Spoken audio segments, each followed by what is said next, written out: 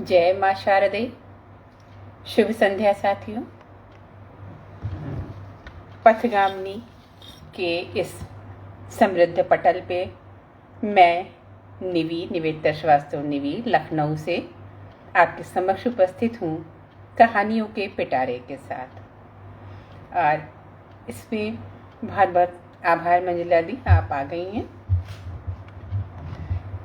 आवाज़ मेरी ठीक आ रही होगी, ये कमेंट से आप बता दीजिएगा। तो साथियों, सबसे पहले तो मैं आदरणीय मंजुला श्रीवास्तव जी को बहुत बहुत आभार कहती हूँ कि आपने कहानियों को हवा लगाया। कहानियों के पिटारे सबके खुल रहे हैं और एक से एक कहानियाँ आ रही हैं। तो देखते हैं आज हम क्या ला रहे हैं। तो इसके लिए बहुत बहुत आभार। साथियों, हम लोग कोई भी साहित्यिक कार्यक्रम करते हैं तो माँ शारदे की वंदना अवश्य करते हैं। तो आइए पहले माँ शारदे को हम लोग नमन करते हैं, पटल पे आमंत्रित करते हैं, फिर कार्यक्रम प्रारंभ करेंगे। देखिएगा। अंतर मन शुचि सुंदर हो माँ, अंतर मन शुचि सुंदर हो माँ, राग विकार से रिक्त हो जाऊं, राग विकार से रिक्त हो जाऊं। अंतर मन शुचि सुंदर हो माँ, राग विकार से रिक्त हो जाऊं। और कैसे हम राग विकार से रिक्त होंगे? रच जाऊं श्रद्धा से माँ मैं, रच जाऊं श्रद्धा से माँ मैं, सांस सांस पूजन हो जाए, सांस सांस पूजन हो जाए। शब्द करें यूं नर्तन मन में, मन वृंदावन हो मुस्काए, मन वृंदावन हो मुस्काए। मन वीणा के तारों से माँ, मन वीणा के तारों से माँ, महिमा तेरी पावन गाऊं। अंतर मन शुचि सुंदर हो माँ, राग विकार से रिक्त हो जाऊं। मन ही मन की ना समझे मैं, मन का फेर रही हूँ, मन का फेर रही हूँ। घट घट रमते वनमाली सा, घट घट रमते वनमाली सा, नंदन वन को हेर रही हूँ। शीश मेरे माँ हाथ तो रख दो, शीश मेरे माँ हाथ तो रख दो, झूम झूम पग से लग जाऊं, झूम झूम पग से लग जाऊं। अंतर मन शुचि सुंदर हो माँ, राग विकार से रिक्त हो जाऊं। अंतिम स्पर्श देखिएगा कि उर भीतर एक भाव जगे, उजियारे का प्रतिमान बनूं, उजियारे का प्रतिमान बनूं। खुल जाए डग के अवरोधक, जीवन में गतिमान बनूं। विश्वासों की सघन गली में, विश्वासों की सघन गली में, निवी नाम का दीप जलाऊं, निवी नाम का दीप जलाऊं। अंतर मन शुचि सुंदर हो माँ, राग विकार से रिक्त हो जाऊं। जय माँ शारदे। साथियों, माँ शारदे की वंदना के बाद एक परिचय मैं अपना देना चाहूँगी। लेखनी का परिचय तो आप अभी स्वयं देखिएगा कि क्या मैं लिख पा रही हूँ, नहीं, लेकिन मैं क्या हूँ। तो हाँ, हूँ मैं एक नन्हा सा कतरा। हाँ, हूँ मैं एक नन्हा सा कतरा, एक बहुत ही नन्ही सी बूंद। ये दरिया मेरा क्या कर पाएगा, बच गई तब भी बूंद रहूंगी, इस ब्रह्मांड के बिंदु बराबर बूंद। पर हाँ, मिट गई ना तब दरिया बन उमग जाऊंगी। शायद नहीं, निस्संदेह तब मेरा मिटना ही मेरा विस्तार होगा, मेरे व्यक्तित्व का नया आयाम होगा। तो मैं वही एक नन्हा सा कतरा हूँ और आपके समक्ष उपस्थित हूँ। इस बीच पटल से हम लोग के साथ जिज्ञासा सिंह जी जुड़ी हुई दिख रही हैं, बहुत बहुत स्वागत। और साथी जो जुड़ गए हैं उनके नाम अभी नहीं आ रहे हैं, जैसे नाम आएंगे मैं नाम लेती हूँ। आइए हम लोग अब कहानियों का पिटारा खोलते हैं और एक ऐसे प्राणी के बारे में बात करते हैं जिस पर लोग विश्वास कम करते हैं, अविश्वास का प्रतीक होता है, लेकिन वो भी मन का एक भाव है। तो देखिएगा, शीर्षक है इसका गिरगिट। गिरगिट शीर्षक से कहानी पढ़ रही हूँ। आइए खन्ना साहब, सही समय पर आ गए आप सब। चलिए अपनी सीट चुन लेते हैं, साथ ही बैठेंगे तो सफर भी अच्छा बीतेगा। शर्मा जी ने बड़े जोश से खन्ना जी का स्वागत करते हुए कहा और पत्नी को बोलते हुए आगे बढ़ चले। रेखा, तुम और भाभी जी यहीं रुको, हम आते हैं। एक एक करके सभी सहयात्री बस के आसपास एकत्र होने लगे थे। सब अतिरिक्त उत्साह से भरे हुए थे और सच पूछिए तो ऐसा होता भी क्यों नहीं। मित्र मंडली ने एक साथ पहाड़ों पर घूमने का कार्यक्रम बनाया था। बच्चे बड़े सभी बहुत उत्साहित थे, नए स्थान पर कुछ दिन बिताने का सोच कर। स्वागत एला, आप भी आ गई हैं। तो महिलाओं की तो मत ही पूछिए, वो तो आज बच्चों से भी छोटी बच्ची बनी हुई थी। सच भी तो था, रोज की एक सी दिनचर्या थी उनकी। वही सुबह उठो और खुद भी अगर कहीं बाहर काम करने जाती हैं तो वहां पर पहुंचने की हड़बड़ी। गजब तो तब होता था कि जब अचानक ही पता चलता है काम वाले सहायक नहीं आए। फिर क्या, बस आए दिन कुछ नहीं करती हो, क्या करती हो सुनने वाली पीर बाबरची भिश्ती खर बनी सभी की भूमिका में कमर कस के जुट जाती हैं। तो कहीं भी घूमने जाने का प्रस्ताव ही उनमें नई ऊर्जा भर गया। बस चलने का समय होने तक सभी अपनी अपनी जगह पर व्यवस्थित हो गए।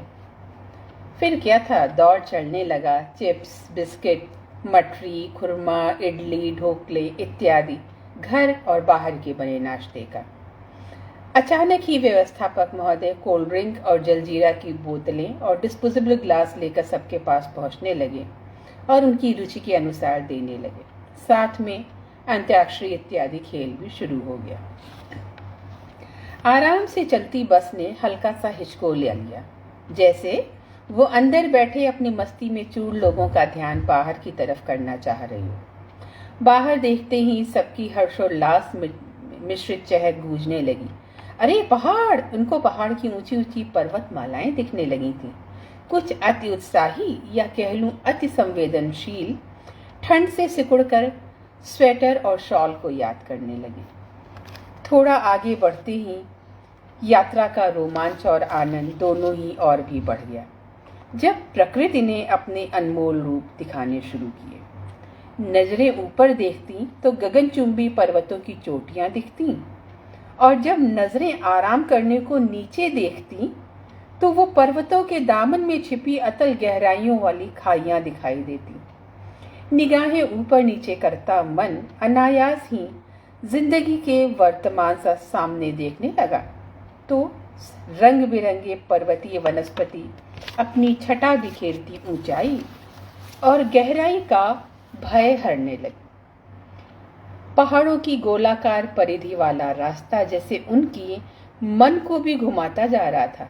अचानक से सामने से आती हुई गाड़ियां और सड़क का अपेक्षाकृत कम चौड़ापन कभी कभी डरा भी देता था। सड़कों की मोड़ पर जब बस के 3 पहिए सड़क पर और चौथा हवा में होने का एहसास होते ही कुछ चीखें भी बस में गूंज जाती थी। पहाड़ी रास्तों और यात्रियों की इस प्रकार की प्रतिक्रियाओं का अभ्यस्त ड्राइवर सुहावने मौसम में बस को मंजिल की तरफ लेता जा रहा था कि अनायास ही बादलों का एक झुंड न जाने कहां से आ गया और मूसलाधार बरसात होने लगी। ड्राइवर अपने सहायक से बोलता हुआ सावधानी से बस चला रहा था। पहाड़ों की बरसात तो मन के बहाव जैसी होती है, कभी तो आंसुओं की तरह बरसने लगती है और कभी आक्रोश की चमकती धूप जैसी छुपी रहती है। जल्दी बंद हो जाए तो ही ठीक है, वरना आगे रास्ता और खराब है। ड्राइवर की यह बात सुनते ही सबके मन में एक अनजाना सा भय घर करने लगा और वो अपने अपने इष्ट को याद कर उनकी कृपा दृष्टि की गुहार करने लगे। बारिश जैसे अचानक आई थी बंद भी हो गई, मानो इंद्रदेव ने कुछ ड्रम पानी की बरसात भेजी थी और कई लोगों ने एक साथ ही वह ड्रम पलटकर खाली कर दिया हो। सबने राहत की सांस ली और फिर अपनी अपनी दुनियादारी की बातें अपने दायरों में सिमटकर ईश्वर के विविध रूप को भूलकर सब रिश्तों की चालबाजियों और सहजता में खोने लग गए। अचानक लगने वाले ब्रेक से सब चौंक गए। लापरवाही से बैठे कुछ लोग तो सीट से लुढ़क भी गए और ड्राइवर के ऊपर चिल्लाने लगे कि संभाल कर क्यों नहीं बस चला रहा, सबको मारना है क्या? कंडक्टर ने कहा कि ड्राइवर की वजह से तो सबकी जान बच गई है, वरना तो सब अभी नीचे खाई में गिर गए होते। आगे की सड़क पर पहाड़ से घिरा हुआ मलबा पड़ा था। सबकी निगाह सड़क पर पड़ी और वो सहम गए, कितना बड़ा गड्ढा था। सच, ड्राइवर ने समय पर ब्रेक न लगाया होता तो सबकी मृत्यु आज निश्चित थी। अब समस्या और भी बढ़ी थी कि गड्ढे से निकलने के प्रयास में बस कहीं खाई की तरफ न लुढ़क जाए। मन में छाए भय ने सबको एक बार फिर सबके इष्ट की याद दिला दी। सब राम श्याम भोले करते करते मन्नतें मांगने लग गए कि बचने के बाद वो ये सारी मन्नतें पूरी करेंगे। ईश्वर इंसानों की तरह समय पर नहीं बदलता है, बस समय समय पर सबको सचेत करता रहता है, ऐसी ही उलझनों में फंसाकर। थोड़े समय में ही ड्राइवर ने कौशल दिखाते हुए बस निकाल ली और यात्रा पुनः शुरू हुई। एक बार फिर से सबके मन और जुबान से ईश्वर का नाम कहीं दूर चला गया था और किसी फिर आपदा के समय पुकार पर वापस आने के लिए। ड्राइवर ने पीछे की तरफ देखते हुए कहा, तीर्थ यात्रा के रास्ते में भी गिरगिट बहुत दिखने लग गए। तो ये थी हमारी पहली कहानी गिरगिट। आइए अब हम दूसरी कहानी की तरफ चलते हैं। ये कहानी, बहुत शुक्रिया एला, जिज्ञासा, मंजला दी, बहुत बहुत आभार आप लोगों का अच्छी प्रतिक्रियाएं देने के लिए। और बाकी के जो साथी दिख नहीं रहे हैं, आपका भी शुक्रिया। मेरी अगली कहानी का शीर्षक है किन्नर मन। किन्नर इस शब्द से हम सभी वाकिफ हैं, लेकिन किन्नर का मन, आइए देखते हैं क्या कहता है इस किन्नर मन शीर्षक कहानी से। सुबह की पहली किरण की भांति सकुचाते हुए पलक ने ट्रेन से बाहर कदम रखा ही था और प्लेटफॉर्म पर दौड़ती भागती महानगरीय भीड़ को देखकर जैसे वह सहम गई। उसने अपने डगमगाते आत्मबल को सहेजा और बाहर निकलकर ऑटो स्टैंड की ओर बढ़ चली। अपनी तरफ उठती अजीब सी लोलुप निगाहों को वह अंग प्रत्यंग पर अनुभव कर छटपटा उठी। उसको लगा कि महानगरी व्यस्तता किसी की सहायता बेशक न करे, पर अपनी वहशी निगाहों को तराजू और इंची टेप बनाने से रोकने में समर्थ नहीं हुई है। वह सोच में उलझी हुई ठिठक कर एक तरफ खड़ी हुई ही थी कि एक ऑटो उसके सामने रुका। ऑटो वाले का हंसता हुआ चेहरा उससे पूछ रहा था, सुनील महादेव जी, स्वागत, धन्यवाद आपका। ऑटो वाले का हंसता हुआ चेहरा उससे पूछ रहा था, दीदी कहाँ चलना है, आइए मैं आपको पहुंचा देता हूँ। आशंकित मन से उसके चेहरे पर भरोसा तलाशते हुए पलक ऑटो में बैठ गई। अपने बिखरे हुए आत्मबल को समेटते हुए बचपन में माँ की कही हुई बात को याद करने लग गई कि किसी भी समुदाय या स्थान में कुछ ही व्यक्ति गलत होते हैं, अधिकतर तो अच्छे ही होते हैं। बताए हुए पते पर चलते हुए ऑटो में वह सतर्क होकर बैठी। पिछले दिनों की कड़वाहट में जैसे एक बार फिर से डूबने लगी। बचपन में ही एक दुर्घटना में माता पिता की मृत्यु के बाद एक रिश्तेदार ने उसको आसरा दिया था और जैसे तब से ही उसके दुर्दिन शुरू हो गए थे। पहले तो काम और तानों के बोझ के बीच उसका बचपन पिसता रहा, फिर बढ़ती हुई उम्र के साथ ही उसका तन भी दमित और दंशित होने लगा। विरोध में मन ही मन चित्कार करती और अपनी विवशता में घुटती हुई पलक जैसे धुंध में रास्ता तलाशती नौकरी के आश्वासन पर यहाँ आ गई। अचानक ही ऑटो के रुकने से जैसे उसके विचारों का झंझावात भी एक झटके से उसको वास्तविकता में ले आया। नए शहर और नए कार्यक्षेत्र ने उसमें थोड़ा थोड़ा आत्मबल बढ़ना शुरू किया और वह अपनी टेम्पररी नौकरी को परमानेंट करने की उम्मीद के समर्पण भाव से कार्यक्षेत्र की बारीकियां सीखने लगी। नित नवीन चुनौतियों का सामना करते हुए उसने यह अनुभव किया कि यह सब अपने में ही व्यस्त भागते दौड़ते दिनचर्या में व्यस्त रहते हैं, जिसमें व्यतिक्रम सिर्फ तभी होता है जब कुछ विशेष घटित होता है, परंतु तब भी सिर्फ उनके हाथों में थमा हुआ मोबाइल फोन वीडियो बनाने लगता या फिर लाइव हो जाता। उन परिस्थितियों में भी पीड़ित तक संवेदना का कोई स्पर्श नहीं पहुंचता। इस तरह नित नई चुनौतियों का सामना करती हुई नौकरी के परमानेंट होने के आश्वासन तले रोज ही घर और ऑफिस के रास्ते को नापती रही। एक दिन वह दहशत के आलम में बदहवास सी घर की तरफ जा रही थी कि आती हुई कुछ तेज आवाजों से चौंक कर ठिठक गई। उसने देखा कि किन्नरों की टोली चौराहे पर रुकी हुई गाड़ियों के पास जा जाकर उनसे पैसे ले रहे हैं। अधिकतर उनके मांगते ही दे देते थे और जो भी आनाकानी करते तब वहां पर वे किन्नर अजीब सी भावभंगिमाओं में उनको इतनी असहज परिस्थिति में डाल देते कि आनाकानी करते हाथ भी उनको मनचाही राशि दे ही देते। उसको याद आ गया कि बचपन में भी उसने इन लोगों को इन किन्नरों की अपशब्दों और बद्दुआओं से डरते ही देखा था। विवाह हो अथवा बच्चे का जन्म, इनकी टोली पहुंच ही जाती अपना हक बताते हुए नेक वसूली को। छोटे शहर कस्बे हों या महानगर, धनी वर्ग हो अथवा निर्धन, इससे इनके व्यवहार में कोई अंतर नहीं पड़ता और उनके डर का लाभ उठाते हुए मनमानी कर गुजरते थे। पलक की सहम जैसे किसी निश्चय पर पहुंच गई और वह उनकी मुखिया दिखती किन्नर के सम्मुख हाथ जोड़े खड़ी हो गई। मुझे अपने साथ ले चलिए। किन्नर टोली की मुखिया आशा उसको देखती हुई पूछ बैठी, क्यों, तुम भी हमारी जैसी हो क्या? पलक सिसक सी पड़ी, नहीं, मैं आप जैसी नहीं हूं, परंतु आप जैसी मैं बनना चाहती। आशा चौंक गई, क्योंकि उसने तो सबको इस योनि से घृणा करके भागते ही देखा था। वह बोली, हम तो एक बदनुमा आग हैं बच्चे, और तुम हमारे जैसे जीवन की चाह रख रही हो।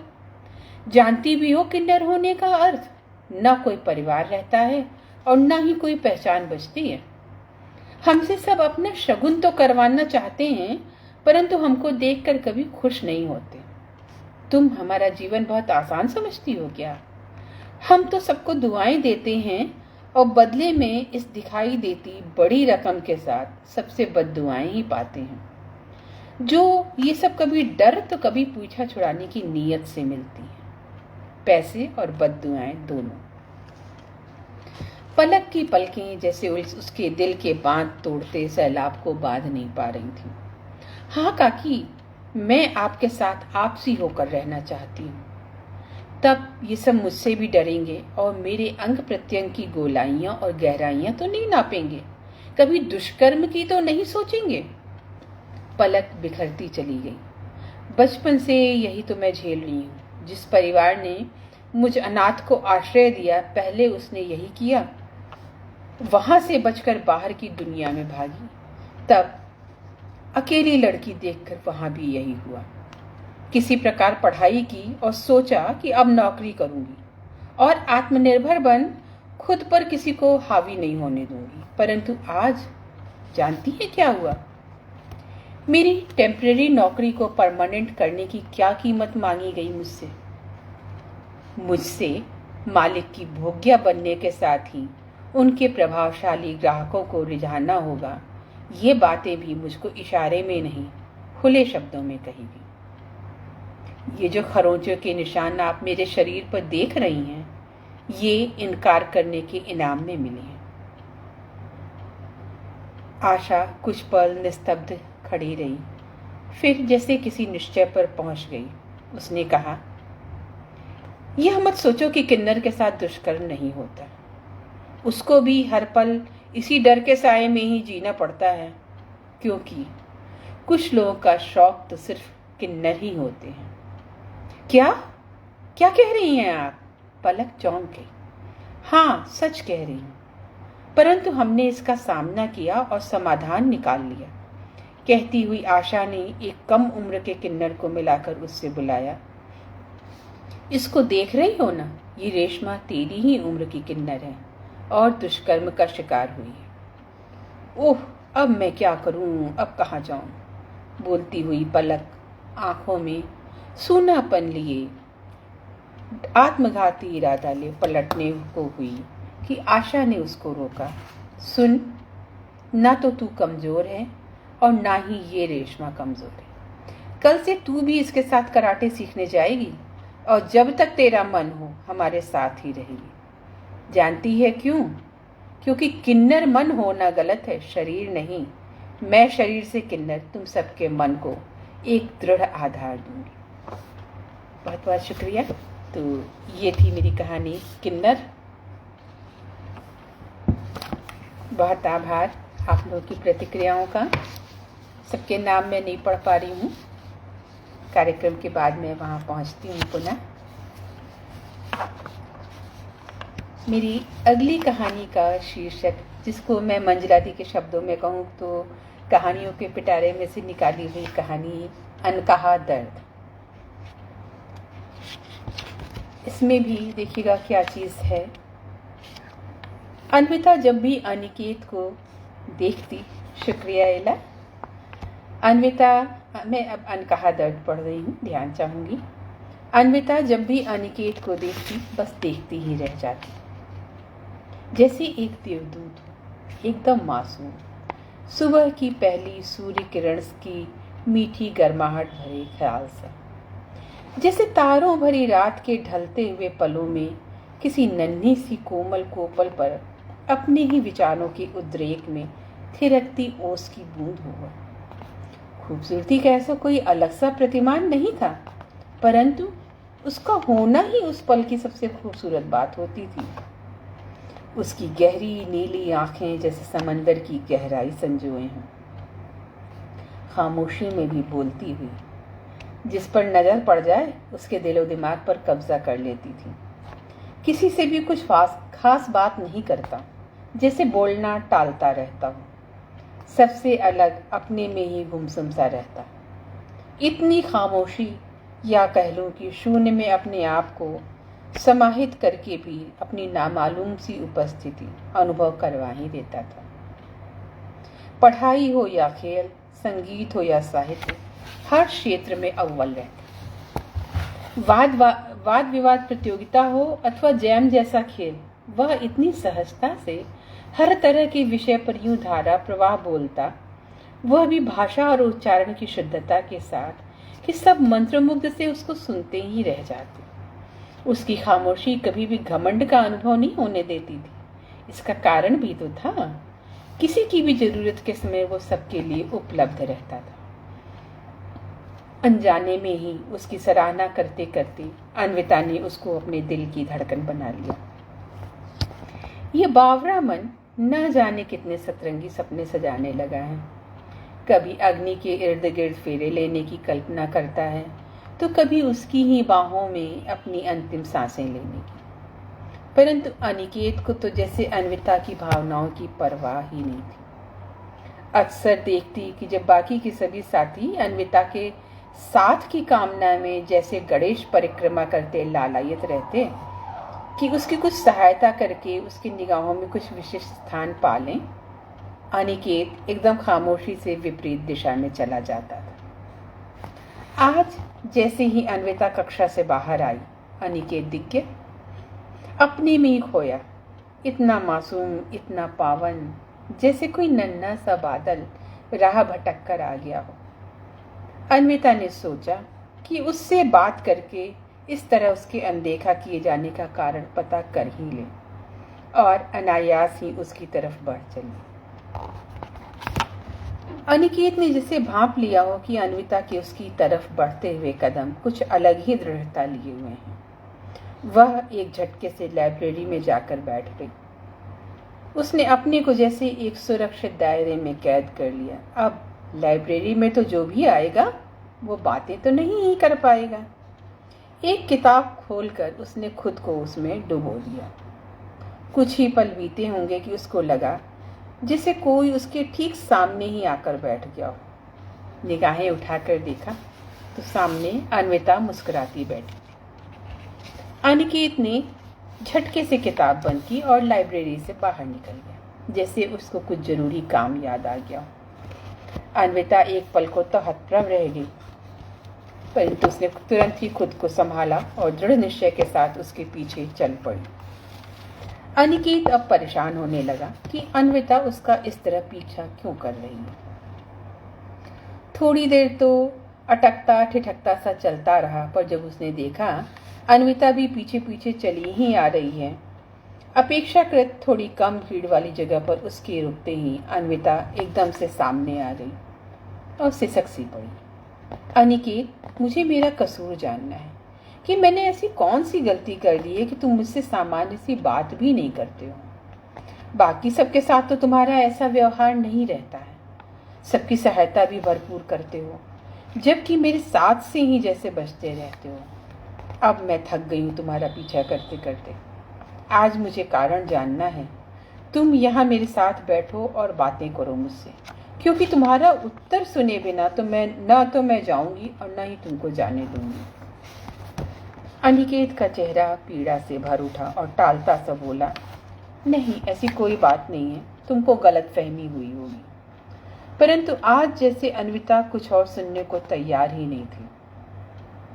उसने अनिकेत का हाथ पकड़कर वहीं बेंच पर बैठा लिया और चुपचाप उसको देखती रही। कुछ पलों की चुप्पी के बाद जैसे अनिकेत ने कुछ निश्चय किया और अन्विता की तरफ देखता हुआ बोला, मैं अपनी जिंदगी के कड़वे सच को के साथ ही अपनी अंतिम सांस तक चुप रहना चाहता था। किसी से भी अपना दर्द नहीं बांटना चाहता था। जानती हो क्यों? क्योंकि मेरी पीड़ा, मेरी विवशता कोई नहीं समझे। हाँ, सबकी निगाहों में उपहास का पात्र मैं अवश्य बन जाऊंगा। मेरे बारे में तुम क्या जानती हो? सिर्फ इतना ही ना कि मैं पढ़ने में अच्छा हूँ, सबके साथ अच्छा व्यवहार करता हूँ, जितना संभव हो सबकी सहायता करना चाहता हूँ। हाँ, ये भी सच है मेरे बारे में। पर जानती हो, सिर्फ यही नहीं है मेरा सच। जिस पल तुम मेरा सच, पूरा सच जान जाओगी, जीवन में फिर कभी मुझको देखना भी नहीं चाहोगी। मुझसे इस तरह बचोगी जैसे मैं कोई छूत की बीमारी हूँ। लगातार इतना बोलने के बाद जैसे उसकी आवाज़ में थकान और बेबसी भर गई। तुमको क्या लगता है कि मैं तुम्हारी भावनाओं को नहीं समझता? सब समझता हूँ, पर कुछ कर नहीं सकता। मैंने इतना लाचार खुद को कभी नहीं पाया। खुद पर गुस्सा भी बहुत आता है कि मेरी परिस्थितियाँ ऐसी क्यों हैं। रोज खुद से लड़ता हूँ और बहुत कोशिश करता हूँ तुमको अनदेखा करने का, पर जानती हो ये करने में मैं खुद कितना टूटता जा रहा हूँ। इस बिखराव का कारण जानना चाहोगी? जिस पल मुझे तुम्हारी पहली झलक मिली थी उसी पल से मैं तुमको बहुत पसंद करने लगा था। देखो कितना डरता हूँ मैं अपनी परिस्थितियों से कि अभी भी यह नहीं कह पा रहा हूँ कि मैं तुमको प्यार करता हूँ। इसका कारण सिर्फ यही है कि कोई भी मुझे अपनी नज़रों से कितना भी गिरा ले, पर मैं तुम्हारी नज़रों से गिरना नहीं चाहता। अन्विता की उलझन बढ़ती ही जा रही थी। अनिकेत, जब तुम मुझको इतना चाहते हो और तुमको तुम्हारे प्रति मेरी भी चाहत पता है, फिर समस्या क्या है? अनिकेत को जैसे किसी ने तप्त अंगारों पर डाल दिया। वह छटपटा उठा।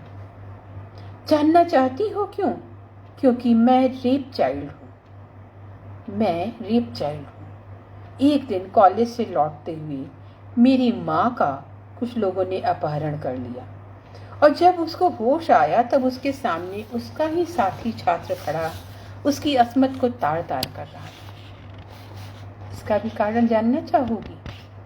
मेरी माँ ने उस सहपाठी के प्रेम प्रस्ताव को ठुकरा दिया था क्योंकि वो खूब पढ़ लिख कर जिंदगी में कोई उच्च स्थान पाना चाहती थी, ऐसा स्थान और सामर्थ्य जिससे वो सबका सहारा बन सके। उस दिन उस नीच ने माँ को विवश कर अपनी मनमानी कर दी और अट्टहास करने लगा था कि अब तो माँ को विवशता में उसकी बात मानकर विवाह करना ही पड़ेगा। पर जानती हो, माँ ने तब भी उसका तिरस्कार किया और अपने दिल में अपना गम छुपा अपनी शिक्षा पूरी करने में लग गई। कुछ दिनों में जब मेरे अस्तित्व में आने का आभास हुआ तब भी सबने माँ को समझाया कि उससे ही शादी कर ले, क्योंकि वो नीच बार बार अपने साथ माँ के विवाह के लिए प्रस्ताव भेजता रहता था। पर तब भी माँ ने सबकी सलाह को ठुकरा दिया और अपने घर से दूर जाकर अपनी शिक्षा पूरी की और मुझे जन्म भी दिया। जब साथ के लोग मुझको रेप चाइल्ड कहते और मैं रोता, तब माँ ने मुझको हॉस्टल में रखा जहाँ से मैंने पढ़ाई की। अब माँ की तबीयत खराब रहने लगी है, इसलिए मैं जबरदस्ती माँ के पास ही रहकर यहाँ पढ़ाई कर रहा हूँ। अब मैं नहीं चाहता कि मेरी माँ पर कोई भी लांछन लगाए, इसलिए मैंने अपने आप को तुमसे दूर करने की कोशिश की। मैं भी जानता हूँ कि कोई भी मुझसे कितना भी प्यार करे या मैं अपने जीवन में कितना भी सामर्थ्यवान हो जाऊं, मेरा यह सच, रेप चाइल्ड होने का सच कभी नहीं बदलेगा। अन्विता स्तब्ध सी उसको देखती चुप बैठी रह गई। अनिकेत पीड़ा में भी हंस पड़ा। देखा, सच जानने के बाद तुम्हारा मेरे प्रति नजरिया बदल गया ना। अब तुम जल्दी से जल्दी यहाँ से भाग जाना चाहती हो। जाओ, तुम भी चली जाओ। परंतु मेरे रेप चाइल्ड होने से भी बड़ा सच यह है कि मैं अपनी माँ की तरफ उठती कोई उंगली नहीं सहन कर सकता हूँ, इसलिए मैं अकेला ही रहूंगा। अन्विता ने अनिकेत का हाथ मजबूती से पकड़ लिया। इतना दर्द, इतनी कड़वाहट, ये सब तुम अपने अंदर छुपाए बैठे हो, वो भी उस बात के लिए जिसमें तुम्हारी कोई गलती ही नहीं है। तुम्हारी क्या, तुम्हारी माँ की भी कोई गलती नहीं है, और जिसने हर तरह का विरोध और कष्ट सहा, अपने निश्चय पर अडिग रही और तुमको भी इतने अच्छे संस्कार दिए। सच, ऐसी माँ की तो पूजा करनी ही चाहिए, और मुझे अपनी पसंद पर गर्व है जिसने इतने दृढ़ मना व्यक्ति को चुना। अनिकेत को उलझन में पड़ता देख अन्विता उसमें आत्मबल भरती सी बोल पड़ी।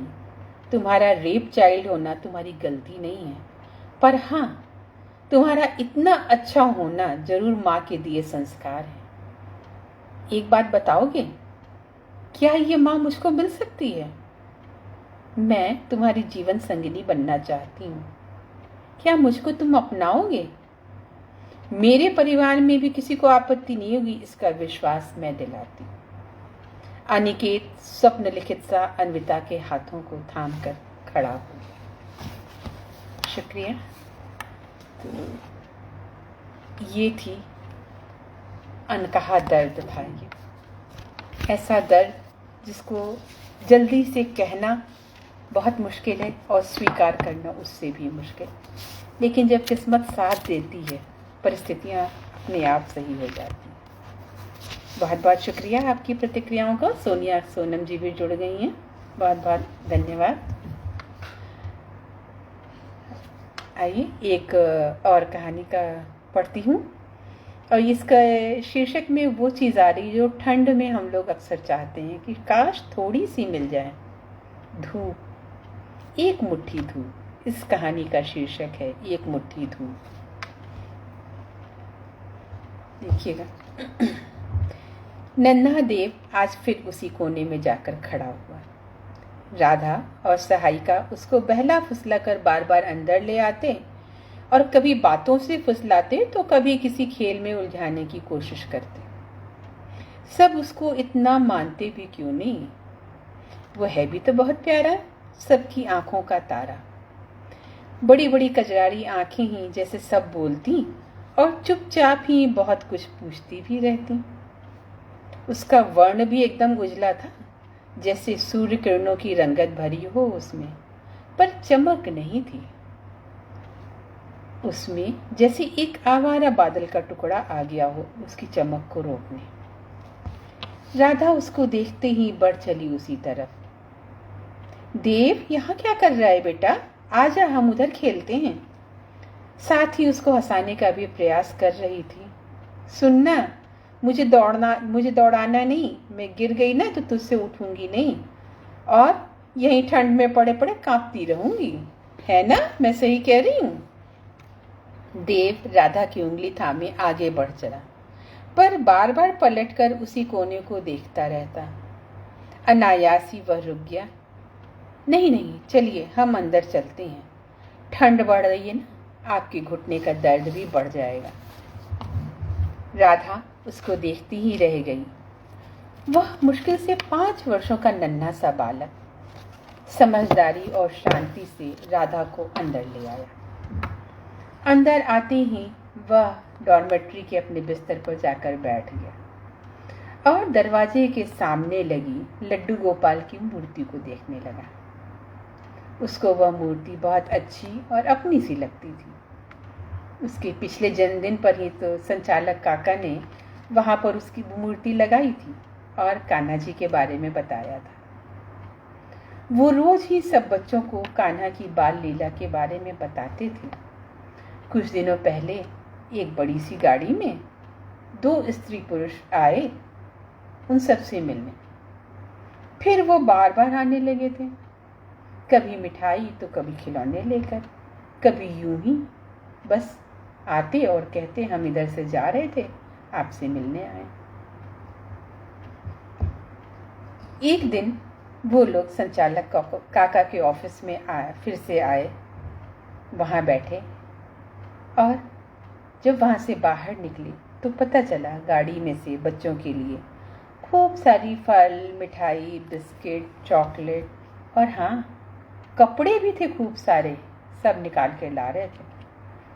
सब कितने खुश हुए थे इतनी सारी चीज़ें पाकर।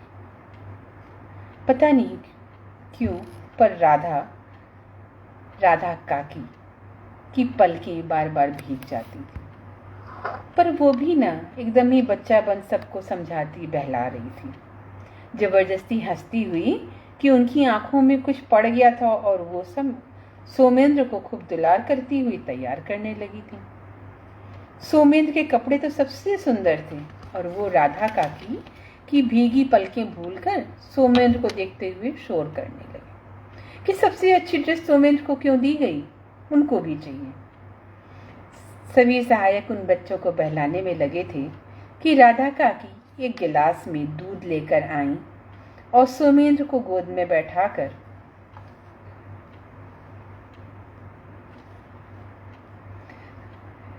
क्षमा चाहती हूँ, थोड़ा व्यवधान हो गया था।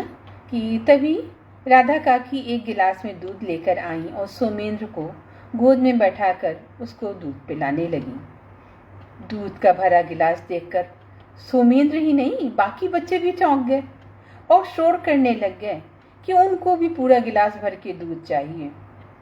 बच्चों का शोर सुनकर वो दोनों स्त्री पुरुष बाहर आ गए थे संचालक काका के साथ, और कारण जानने के बाद उन्होंने सबके लिए दूध भी मंगवाया।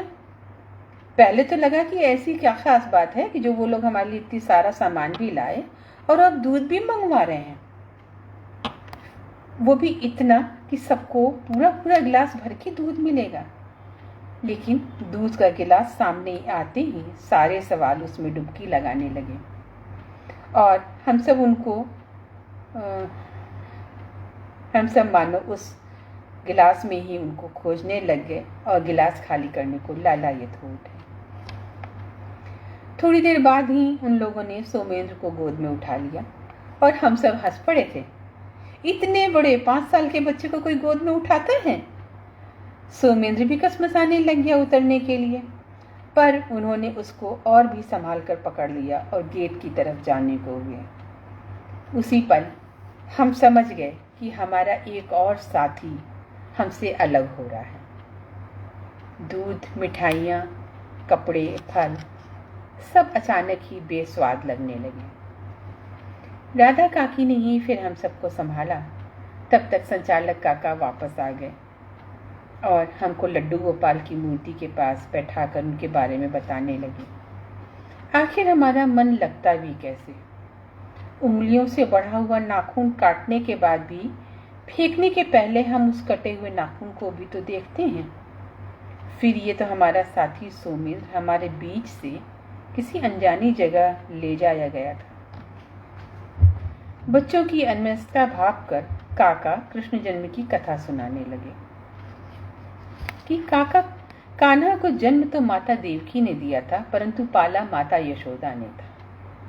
हमारा ध्यान अपनी तरफ बढ़ता देख उन्होंने आगे कहा कि माता देवकी से माता यशोदा के पास कान्हा को पहुंचाने वाले उनके पिता वासुदेव ही थे। सोमेंद्र अब अपनी माँ यशोदा के पास गया है ना। बस अंतर इतना सा है कि कान्हा को उसके पिता ले गए थे और सोमेंद्र को मैं तुम लोगों का काका। जानते हो क्यों? क्योंकि कान्हा तो भगवान थे और हम इंसान हैं। एक पल को तो हम सभी शांत भी हो गए थे, पर मन इतनी जल्दी कहाँ मानता है। उनके हर पल का वो साथी जो था। कितनी बातें घूमती नहीं थी राधा के दिल और दिमाग में। एक दिन वो नन्हा सा कृष्ण और एक एक करके ये सारे बच्चे भी यहाँ आते गए थे। कोई बाहर के पालने में मिले तो किन्हीं को कोई सड़क पर या कूड़े में छोड़ गया और वहाँ से यहाँ आ पहुँचे थे ये। राधा सोच ही रही थी कि सब कहते कि लोग कहते हैं बेटियों को लोग छोड़ जाते हैं दान दहेज शादी के डर से, पर एक बार इस पालन घर में आकर देखें तब पता चलेगा कि बेटियां ही नहीं बेटे भी छोड़े जाते हैं। उनको ढूंढते हुए उस दिन देव आ गया था उनके पास। काकी, ये बताओ मुझको यहाँ छोड़ने कौन आया था?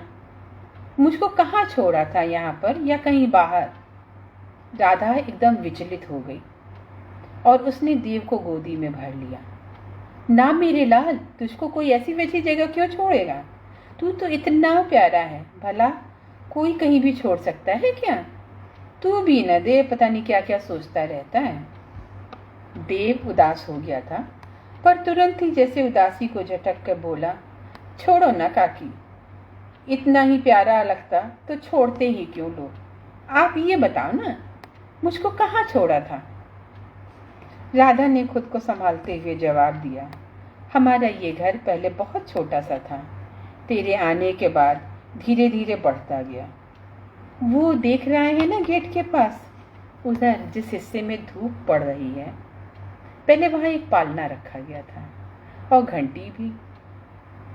तुझको उसमें ही लिटाकर घंटी बजा गया था कोई और हमने तुझको अपनी गोद में छुपा लिया था। देव उस कोने को देखता हुआ वहाँ से चला गया, पर तब से ही दिन में कई बार वो वहीं जाकर खड़ा हो जाता। जिसकी भी निगाह पड़ जाती वो देव को वहां से ले आता। सच यह सतर्कता जरूरी भी थी। वह जगह एकदम गेट के पास जो थी। आज भी देव को वहीं खड़ा देखकर राधा उसको बहलाकर अंदर ले आई। देव वहां से हट तो गया था, पर बार बार उधर ही देख रहा था। राधा से नहीं रहा गया और पूछ बैठी, देव, तू हर बार उसी कोने में क्यों चला जाता है? देख ना, वो जगह गेट के कितने पास है। किसी आती जाती गाड़ी से चोट लग गई या कोई जानवर तुझे दौड़ा कर काट ले, तब क्या होगा? न जाया कर वहां बच्चे, और कहीं भी खेल लिया कर। देव की उदास सी आवाज आई, काकी, आपने ही तो कहा था ना कि कोई मुझको वहीं छोड़ गया था। मैं वहां बार बार जाता हूँ कि अगर कोई मुझको लेने आया तो वापस न चला जाए। और वो जो थोड़ी सी धूप दिखती है ना, गेट के पास की थोड़ी सी धूप, लगता है मुझे किसी ने गोद में भर लिया है। इतना कहकर वह धीमे कदमों से डॉर्मेट्री की तरफ बढ़ गया और राधा सिसकी लेती सी आंखों से उसको जाता हुआ देखती बैठी रह गई। शुक्रिया। तो ये थी एक मुट्ठी धूप।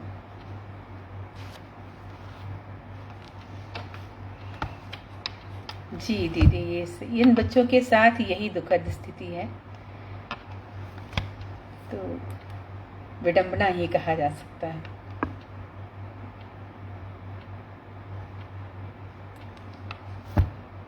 आप बहुत सीरियस सी वो चीज़ें हमने सुना दी। आइए लघु कथाओं की तरफ चलते हैं। समय भी हम लोगों का तब तक हो जाएगा। एक कहानी अब जो मैं रख रही हूँ वो हम लोगों के बोलने के लिए है, समझने के लिए कि पीड़ा सिर्फ हम इंसानों को ही नहीं, हमारी पीड़ा को स्वर देते, एहसास देते अक्षरों को भी होती है। उनकी पीड़ा क्या है? इस कहानी का शीर्षक है शिरोरेखा। माँ शिरोरेखा अपने अक्षर बच्चों को निहारती प्रमुदित हो रही थी।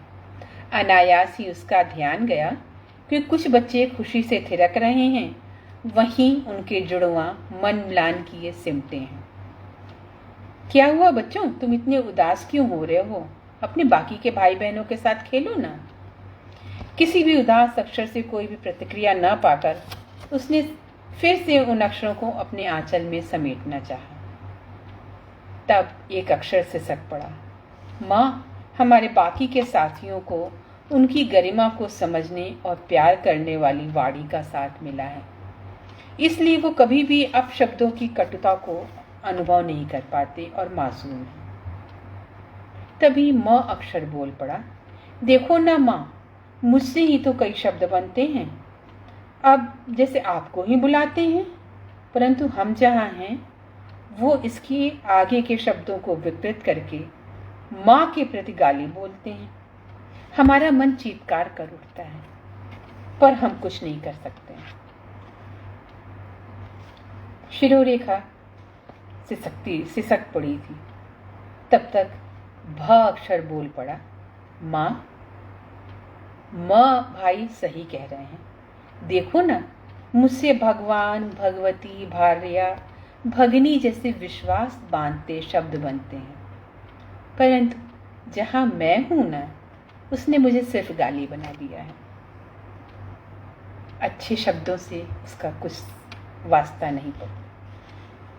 शिरोरेखा फपक पड़ी। हाँ बच्चों, सही कह रहे हो। भाषा का अनुशासन सब भूल चले। एक पल बाद ही सारे शब्दों, सारे अक्षर और शिरोरेखा मिलके शब्द बन के आत्मविश्वास से भर गए। क्षमा चाहती हूँ। सब आत्मविश्वास से भर गए। जो हमारी गरिमा का प्यार से निर्वहन नहीं करेगा, उसके विचार कभी भी कालजयी नहीं होंगे और समय की लहरों में खो जाएंगे। शुक्रिया। ये थी शिरोरेखा की पीड़ा। इसके साथ पहुंचते हैं संवाद की तरफ, जो हम परस्पर करते हैं, कभी दो व्यक्तियों से, कभी स्वयं से, कभी यूं ही सा। तो ये संवाद, इसका शीर्षक है एक संवाद कुछ यूं ही सा।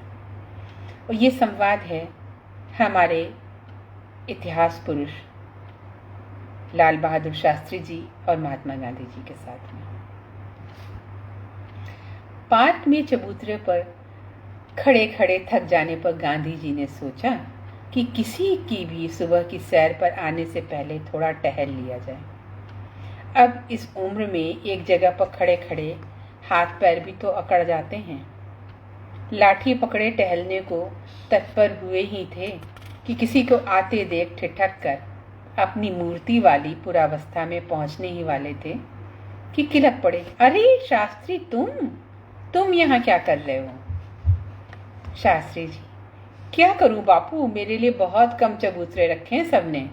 अब जगह की कमी इतनी ज्यादा है कि शरीर टेढ़ा करने लगती है, तो मैं ऐसे ही टहलकर अपने शरीर की अकड़न दूर करने की कोशिश करता हूँ भी तो इतना छोटा सा कि कोई देखता ही नहीं। गांधी जी ने कहा, पर सोचा क्यों नहीं कभी कि ऐसा क्यों हुआ? कुछ तो मुझ में होगा जो तुम में नहीं है। शास्त्री जी, सोचना क्या, जबकि मैं कारण भी जानता हूं। गांधी जी, कारण जानते हो? बताओ क्या बात है। किसी को कुछ कहना हो तो निसंकोच बोलो, मैं साथ में चलता हूं, तुम्हारा काम हो जाएगा। शास्त्री जी ने हाथ जोड़ लिए। रहम बापू रहम, आप तो रहने ही दो। गांधी जी चौंक गए। ऐसे क्यों कह रहे हो? तुम खुद ही सोचो और इतिहास के पन्ने पलट कर देखो कि मेरे कहने भर से ही कितने काम हो गए हैं। शास्त्री जी ने कहा, हाँ अंतर तो है हम दोनों में। वो कोई छोटा अंतर नहीं, अभी तो बहुत बड़ा अंतर है। गांधी जी सोच में पड़ गए। मतलब क्या है तुम्हारा? शास्त्री जी अपनी मधुर शालीन वाणी में बोले, आपके हाथ की छड़ी सबको दिख जाती है, परंतु मेरे जुड़े हुए हाथ दुर्बलता की निशानी समझकर अनदेखे ही रह जाते हैं। आपकी मृत्यु पर आज तक सियासत और बहस होती है, जबकि मेरा अंत तो आज भी रहस्य है। गांधी जी नजरें नीची किए कुछ सोचने लग गए। परंतु मेरे किसी भी काम का उद्देश्य यह तो नहीं था। शास्त्री जी आगे बढ़ने को उद्यत हो रहे थे। छोड़िए भी बापू, आप भी क्या बातें लेकर बैठ गए हैं। आप तो अब और भी ताकतवर हो गए हैं। आप तो रंग बिरंगे कागज के नोटों पर छपकर जेब में पहुंचकर एकाध चीजों को छोड़कर कुछ भी खरीदने की क्षमता बढ़ा देते हैं।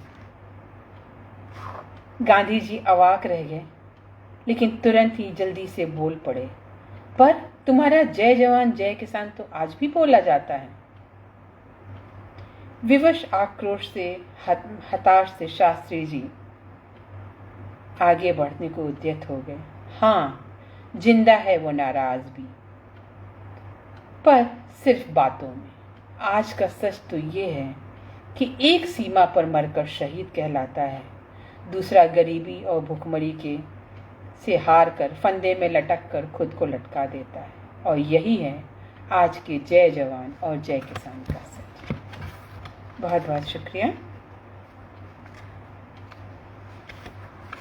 कुछ नाम निकल गए हैं, तो आप सभी का आभार इतने ध्यान से साथ रहने के लिए, सुनने के लिए। 5 मिनट का समय है, तो मैं सोचती हूँ लघु कथा ही आपको सुना दूँ। ये लघु कथा मुझे बहुत प्रिय है और देखती हूँ आप तक कहाँ तक पहुँचती है। ये भी संवाद में ही है। पोटली और हाथ आज के समय का सच है,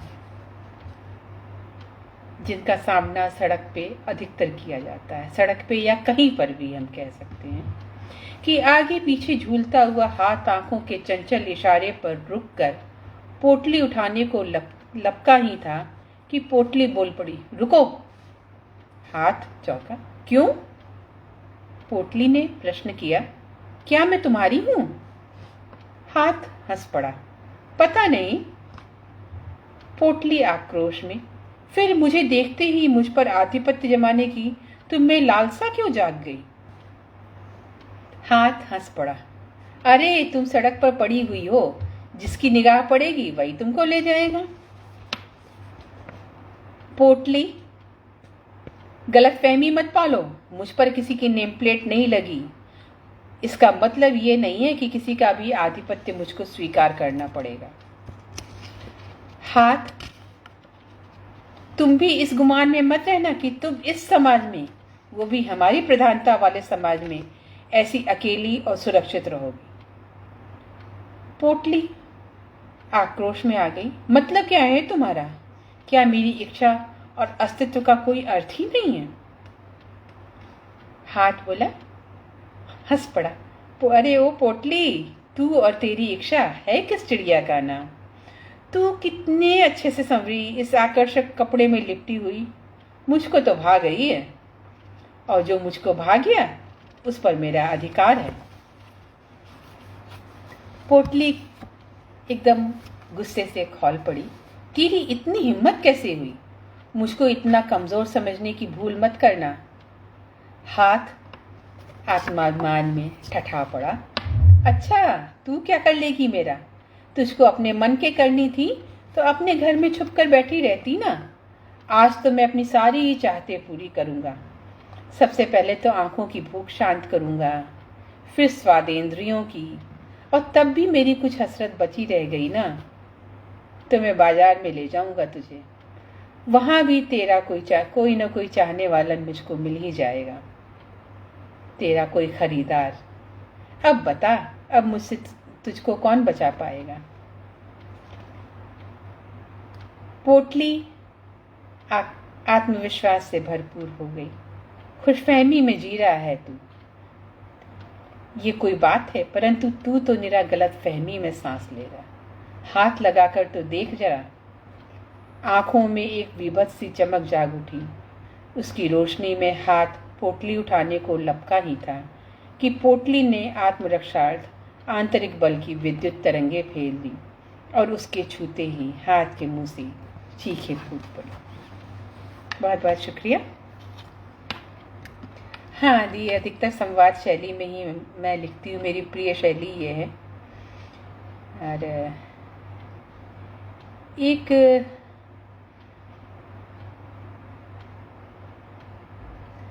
कभी कभी चुप्पी कैसी हो जाती है और कैसा विवश आक्रोश आता है, एक कहानी उस पर चलते हैं, और ये हमारे पौराणिक संदर्भों में है। हम चलते हैं महाभारत काल की तरफ। शरशैया पर भीष्म पड़े हैं और भीष्म का आत्मलाप है। केशव को, कृष्ण को संबोधित करना, क्योंकि हम सभी मानते हैं कि कृष्ण ही महाभारत के कारण थे। वो चाहते तो रोक लेते, जबकि कारण गलत आदतें, गलत व्यवहार था उस समय का। शरशैया पर भीष्म है और आप कल्पना कीजिए उनकी। आप अपने आप से बात कर रहे हैं। आहा केशव, आज सुबह सुबह पांचजन्य की ध्वनि सुनाकर तुमने मुझको शुभ संदेश दिया, और मैंने भी तुमको गंगनाभ की ध्वनि से प्रणाम किया था। तभी आभास हो गया था कि आज महाभारत के 10वें दिन तुम कुछ विशेष करोगे। सनातनी परंपरा के अनुसार वैसे भी 10वां दिन अर्थात मन की मुक्ति का दिन होता है। इसीलिए तुमने मेरे प्रिय अर्जुन के रथ का सारथी स्त्री रूपधारी शिखंडी को बनाया, और अपनी प्रतिज्ञा के अनुसार निशस्त्र हो गया था मैं। कभी तो अपने कर्मों के फल के सम्मुख समर्पण करना ही था मुझको। शिखंडी की ओट से अर्जुन के गांडीव से छूटकर मेरे शरीर में विश्राम करता प्रत्येक बाण मानो मुझसे हर उस पल का हिसाब मांग रहा था, जब जब मैंने अपनी प्रतिज्ञा और राजधर्म का वास्ता देकर चुप रहकर अपने साथ साथ कुरुवंश को भी विनाश के दलदल में समाता गया। पितृमोह में किया गया मेरे कृत्य ने ही मेरे लिए अपराध माला का निर्माण आरंभ कर दिया था, और मेरे शरीर में चुभे ये सारे बाण उन्हीं की याद दिला रहे हैं। अपने पिता शांतनु का विवाह सत्यवती से करवाने के लिए आजन्म ब्रह्मचर्य की शपथ लेना मुझको उस प्रजा का अपराधी बना गया जिनके संवर्धन के लिए परमपिता परमात्मा ने मुझको इस धरा पर भेजा था। अपने अनुज चित्रवीर्य और विचित्रवीर्य के विवाह के लिए काशी नरेश की तीनों पुत्रियों अंबा, अंबिका, अंबालिका का अपहरण करके हस्तिनापुर लाना और विवाह के लिए विवश करना मेरी इस शरशैया का मार्ग प्रशस्त करना ही था। मैं सिर्फ यहीं तक नहीं रुका, अपितु ज्योतिहीन पौत्र धृतराष्ट्र का विवाह गांधार से ही कराया और गांधारी से कराया, जो सामान्य परिस्थितियों में नहीं, गांधार नरेश को सुबल को विवश करके ही किया था और गांधारी के जीवन में उपहार के रूप में पूरा उसका जीवन कांटों से ही भर दिया था, जिसका उसने प्रतिशोध लिया अपनी आंख पर पट्टी बांध के और अपने बच्चों का एकदम निर्द्वंद छोड़ के, जो इस महाभारत के कारण बना। शरीर में चुभा हुआ यह तीर मुझे सबसे अधिक दाहक पीड़ा दे रहा है। तुम सोचोगे कि मुझ जैसा योद्धा इतनी पीड़ा अनुभव कर रहा है, पर जानते हो इस तीर को चलाते हुए अर्जुन के नेत्रों में उसकी आत्मा का आक्रोश तांडव कर उठा था, क्योंकि यह मेरे जीवन का सबसे बड़ा पाप था। उस द्यूत सभा में शकुनी की बिछाई चौसर को मैंने क्यों नहीं रोका? युधिष्ठिर के द्वारा द्रौपदी को दांव पर क्यों लगने दिया? इतनी सामर्थ्य होते हुए भी उसके चीरहरण को रोककर हस्तिनापुर की अस्मिता को क्यों नहीं बचा लिया? सच कहूं तो अपनी इस चुभन देती अंतिम शैया का चुनाव उसी पल कर लिया था मैंने। कुरुक्षेत्र की यह धरती, क्या कहूं इसको, बहुत पावन कहूं या घातनी है कहूं। सुरसा के समान न जाने कितने राजवंशों को और उनके नौनिहालों को उदरस्त कर गई है, और मुझ जैसे हतभागे अस्त्र शस्त्र के चक्रव्यूह में उलझे उनको इस युद्ध यज्ञ की समिधा बनाते गए। इतना विनाश देखकर भी अपने वरदान की सामर्थ्य से अपने प्राण नहीं निकलने दे रहा हूं केशव। जानते हो क्यों? अपने इस जन्म की सारे पाप कर्मों के फलस्वरूप अपने इस गौरवशाली कुरुवंश का समूल नाश भी तो देखना है मुझको। अभी तुम मेरे सम्मुख नहीं हो, परंतु सूर्य के उत्तरायण में आ जाने पर तब सांसों के बंधन से मुक्ति देने आ जाना माधव, आ जाना माधव। बहुत बहुत शुक्रिया आप सभी ने मेरे पूरे कार्यक्रम पर वाचन भर लोग कहानी और लोकथाओं के पठन के समय पूरा साथ दिया। बहुत बहुत धन्यवाद। आपकी प्रतिक्रियाओं पे अभी थोड़ी देर में मैं पहुंचूंगी। आप सभी का आभार, विशेष आभार मंजुला दी का कि आपने मुझे याद दिलाया तो मैंने अपनी बहुत सी कहानियां खोज के रखी जो कि भूली हुई थी। पुनः इस पटल का एक बार पुनः आभार। माँ शारदे को प्रणाम करती हूँ। शुभ रात्रि। जय माँ शारदे।